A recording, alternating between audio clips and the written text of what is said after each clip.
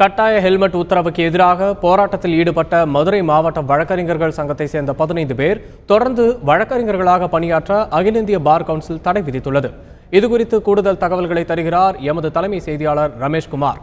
ரமேஷ், நீங்க சொல்லுங்க, மதுரை மாவட்ட வழக்கறிஞர்கள் 15 பேருக்கு அகில இந்திய பார் கவுன்சில் தடை விதிச்சிருக்காங்க, இதை பத்தி சொல்லுங்க. அதாவது இருசக்கர வாகன ஓட்டிகள் கட்டாயம் ஹெல்மெட் அணிய வேண்டும் என்று சென்னை உயர்நீதிமன்ற நீதிபதி கிருபாகரன் ஒரு உத்தரவு பிறப்பித்திருந்தார். இந்த உத்தரவை நாங்கள் ஏற்க மாட்டோம், எனவே அதற்கு எதிர்ப்பு தெரிவிப்போம் என்று கூறி மதுரை மாவட்ட வழக்கறிஞர் சங்கத்தினர் மதுரையிலே ஊர்வலமாக சென்று ஹெல்மெட்டையும் எரித்தனர். மேலும் இது தொடர்பாக உயர்நீதிமன்ற வளாகத்திலும் ஊர்வலம் மற்றும் பேரணியில் ஈடுபட்டனர். இந்த சம்பவம் தொடர்பாக சென்னை உயர்நீதிமன்ற நீதிபதிகள் தமிழ்வாணன், சி.டி. செல்வம் ஆகியோர் அந்த வழக்கறிஞர்கள் மீது, அதாவது மதுரை மாவட்ட வழக்கறிஞர் சங்க தலைவர் தர்மராஜ் மற்றும் பொதுச் செயலாளர் ராமசாமி உள்ளிட்டோர் மீது நீதிமன்ற அவமதிப்பு வழக்கு தொடர்ந்தனர்.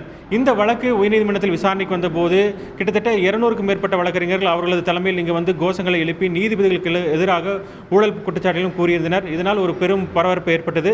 அது மட்டுமல்ல, உயர்நீதிமன்ற தலைமை நீதிபதி அறையிலேயே மதுரையை சேர்ந்த வழக்கறிஞர்கள் 15 பேர் உயர்நீதிமன்றத்தில் தமிழ் மொழியை ஆட்சி மொழியாக்க வேண்டும் என்றும் போராட்டத்தில் ஈடுபட்டனர். அவர்களை போலீசார் கைது செய்தனர்.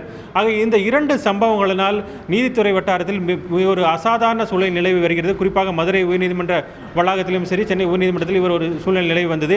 இது தொடர்பாக அகில இந்திய bar council, Tamil Nadu bar council மற்றும் உயர்நீதிமன்ற பதிவாளர், காவல்துறை என அனைத்து தரப்பிலும் புகார் அளிக்கப்பட்டது. இந்த நிலையில்தான் தமிழ்நாடு பார் கவுன்சிலுடைய அவசர பொதுக்குழு கூட்டம் இன்று நடைபெறுவதாக அறிவிக்கப்பட்டிருந்தது.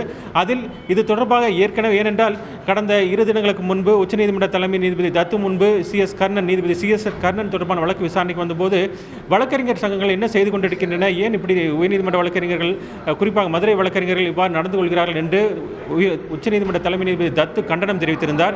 இந்த நிலையில் இது குறித்து விவாதிப்பதற்காக தமிழ்நாடு பார் கவுன்சிலுடைய அவசர பொதுக்குழு கூட்டம் இன்று நடைபெற்றுக் கொண்டிருக்கிறது. காலையில் கிட்டத்தட்ட 11 மணி அளவுக்கு தொடங்கி தற்போதும் நடந்து கொண்டிருக்கிறது. இந்த நிலையில்தான் அகில இந்திய பார் கவுன்சிலிருந்து ஒரு தகவல், ஒரு கம்யூனிகேஷன் இங்கு தமிழ்நாடு பார் கவுன்சிலுக்கு அனுப்பப்பட்டிருந்தது. அதில் அந்த 15 வழக்கறிஞர்கள், அதாவது மதுரை மாவட்ட வழக்கறிஞர் சங்க தலைவர் தர்மராஜ், பொதுச் செயலாளர் ராமசாமி உள்ளிட்ட பீட்டர் ரமேஷ்குமார், நெடுஞ்செழியன் உள்ளிட்ட 15 வழக்கறிஞர்களை அதாவது இடைக்காலமாக அவர் வழக்கறிஞர்கள் பணிபுரிவதிலிருந்து தடை விதித்து உத்தரவு பிறப்பிக்கப்பட கூறப்பட்டுள்ளது. மேலும் இது தொடர்பாக தமிழ்நாடு பார் கவுன்சில் ஒழுங்கு நடவடிக்கை குழு அவர்கள் மீது விசாரணை நடத்தி அறிக்கை அளிக்க வேண்டும் என்றும், இல்லை என்றால் அகில இந்திய பார் கவுன்சிலே அது நடவடிக்கை எடுக்கும் என்றும் அந்த தகவலில் தெரிவிக்கப்பட்டிருந்தது. இந்த நிலையில் இந்த அகில இந்திய பார் கவுன்சில் உத்தரவு தொடர்பாகவும் இங்கு தமிழ்நாடு பார் கவுன்சிலில் விவாதம் நடைபெற்றுக் கொண்டிருக்கிறது.